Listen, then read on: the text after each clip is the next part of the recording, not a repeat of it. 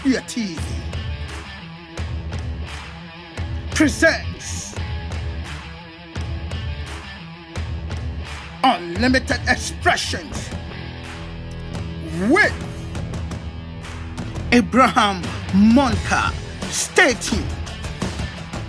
This program is sponsored by Spear Media, where creativity comes to life. Sankofa Kitchen. The taste is real. Most marriages fail as a result of unpreparedness. People see things in the movies, they see other people's marriages and feel that marriage is just something you can actually just walk in. So most people are not prepared. Sometimes they have external pressure from their parents, their friends, and they go into it. So most marriages fail as a result of unpreparedness.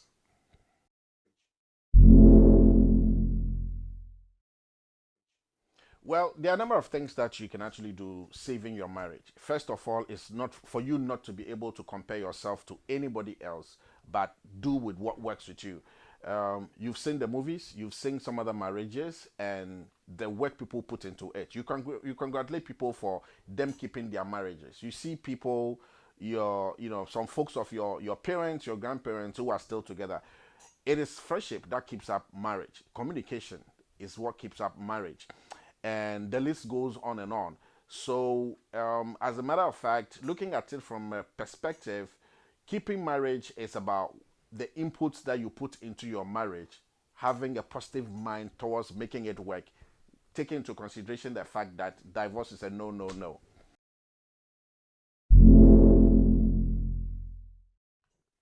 Well, divorce is on the increase because most people are not ready. Some people confuse like to love, love to last. But guess what? There's always a thin line between like and love and last. So divorce is on the increase. Yes, because people are not ready. We live our life on social media and go home and expect that everything is okay.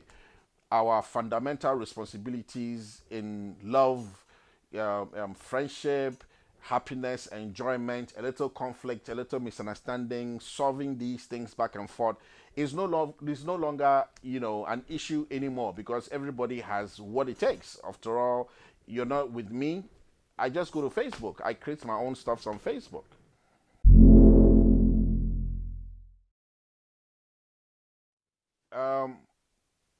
Having friends in marriage is a bit tricky because people it depends on who you're listening to, because honestly there are a number of things that people are going to tell you. It's like you reading from books, watching documentaries and all of that.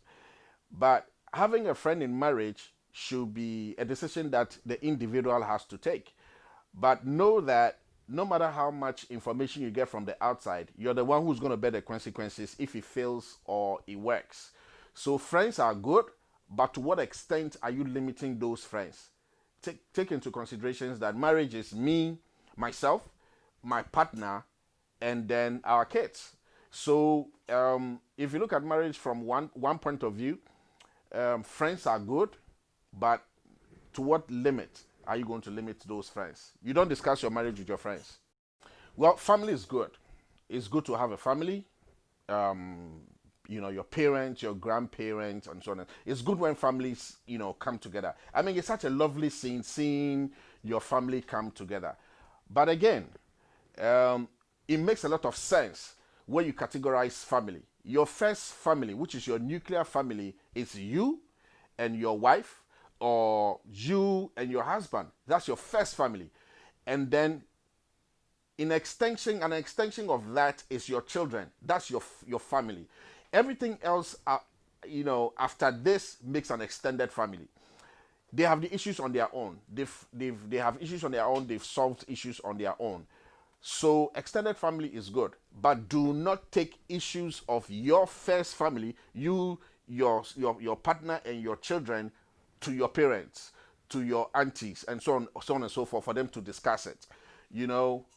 It's most marriages have broken apart because of external influence from other failed people. Tell you what, you have people who have, you see them from the outside, but things are not all too good for them. They can look all gloomy and shiny, but they can tell you all sort of things. But hey, what kind of advice are you getting from extended family?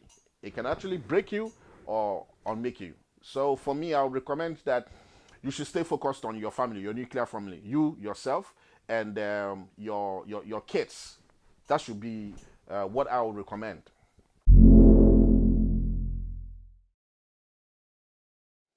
Supporting your spouse, it's something I highly recommend. If you have a car at home and your wife, let's say your partner, doesn't know how to drive, remember, one day along the line, you might fall sick and there will be nobody to take you to the hospital. Now, this is your partner who you have denied access to things. So, if you look at it from a different perspective, it will be good for you to support your spouse. You know who you're married to, you know who you are engaged to, what's the educational background of that fellow, what is the psychological background of that fellow, what are the dreams and aspirations to that partner. Notice that everybody gets sick at a point in time, and it is our partners who come in and fill in the gaps. Not some of our friends actually do that, but it's our partners who fill in the gap. And I think that supporting your partner's dreams, aspirations should be your fundamental, part of the things that should make up your marriage. Support your wife, whatever she's doing, and so on and so forth. And tell you what, one of the mistakes that most men do is not to listen to their partners. It makes a lot of sense for you to listen. Always listen. Even if you don't want to do it, just listen and chip in an advice, a word or two to support what you're doing. Because if a man refuses to listen to the wife, you open doors for her to go outside to her friends. Guess what? Her friends are always listening. Her relatives are always listening. And this is where they contaminate your marriage, because they might tell her things that you might not be privy to because you made a mistake of not listening. So from a man's point of view, I think that it's very good for you to always listen to your wife. It saves you a lot of trouble.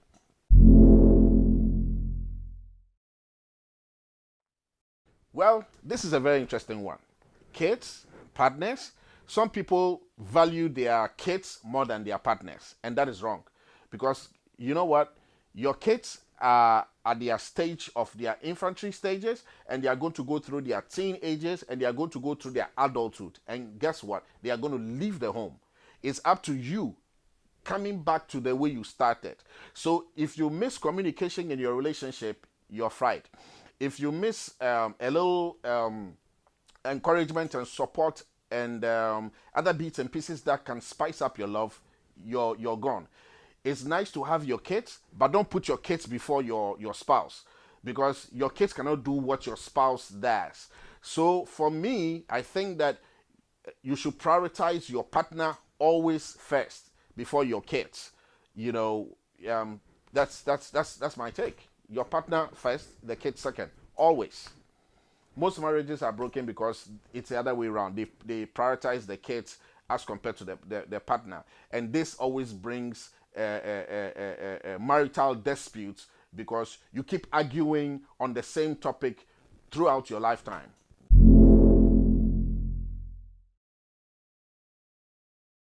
Well, I would not encourage anybody to abuse the partner. It doesn't really matter what the problem is, and that is why I keep talking about forgiveness. Forgiveness is key.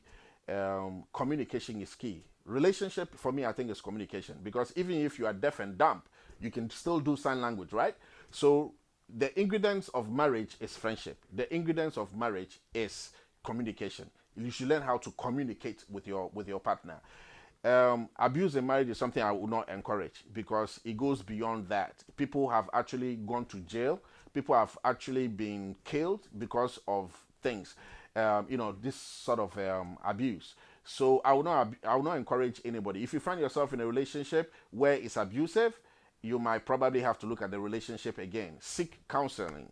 Speak to somebody, and as you seek counseling, be very cautious of what you say to that person, because as soon as you let the information get out of your house, the information is out there.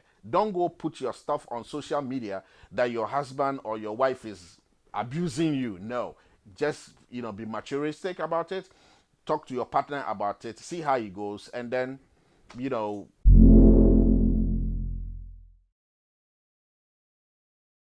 money marriage, like I said, is good.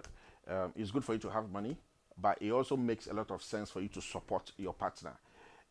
Supporting your partner is good. You have bills, you have rent, utilities, groceries, and so on and so forth. Do what you can do. When there's a need for support your partner. Because from a man's perspective, sometimes I go borrow money from my friends. I don't tell my wife, but I borrow money from my friends because I want to be able to make sure that everything is fine. But once again, I have to communicate with my wife, letting my wife understand that this is what it is. So instead of going to borrow money from my friends, I can actually ask my wife in a very nice way, I need help in this thing. Look, you know what? I paid the rent and I paid the utilities, but I've not been able to pay the car insurance and the car note. You know what I mean? She could actually say that, look, you know what? I think I'll take care of this and that. And then, that's what it is. So it's good, but at the same time, always have a conversation about the challenges that you face in your marriage. Know that your father is not part of the marriage, your mother is not part of your marriage, your friends are not part of the marriage, your pastor and your counselor are not part of the marriage. The marriage is both of you. And to make a marriage work, it's you and your partner who are in that situation. So every challenges that come in a marriage is just one of those things growing you up for a better future, a brighter future for both of you. So money is good, but don't allow money to become an obstacle towards breaking the marriage down because you cannot agree on certain bits and pieces.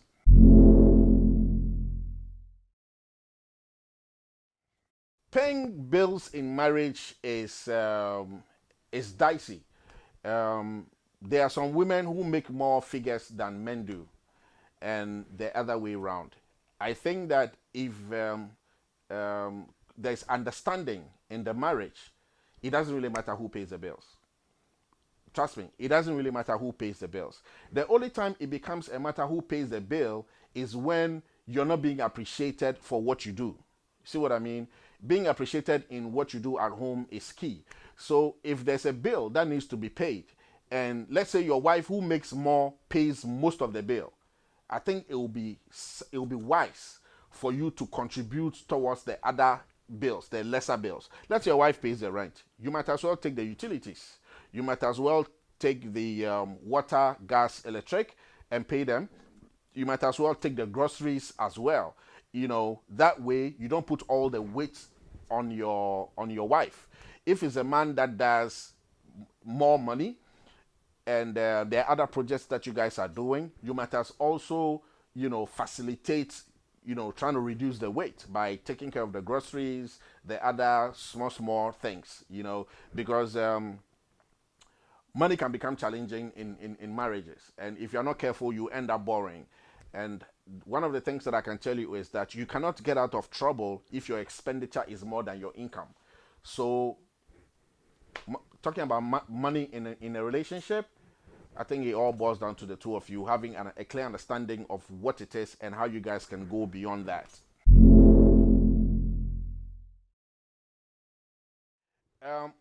Doing the chores at home.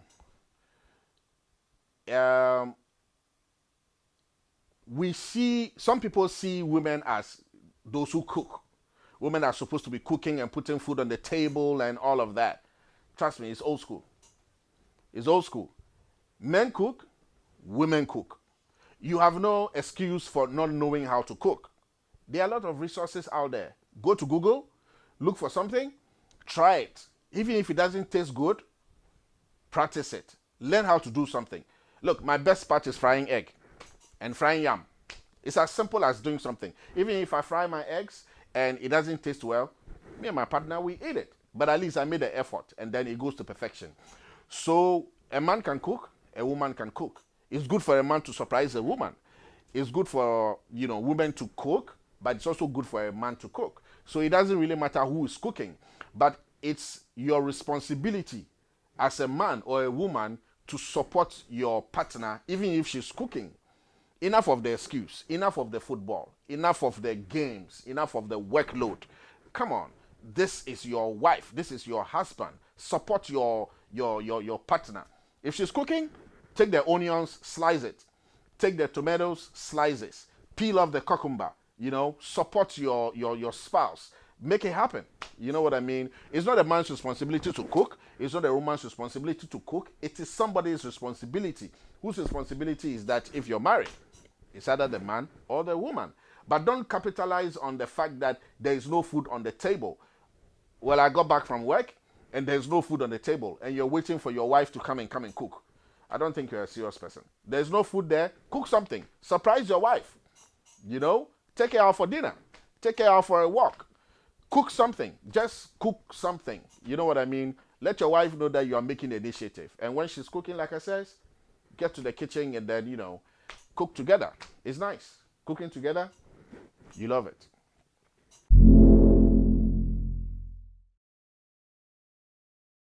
So spicing up your marriage is as simple.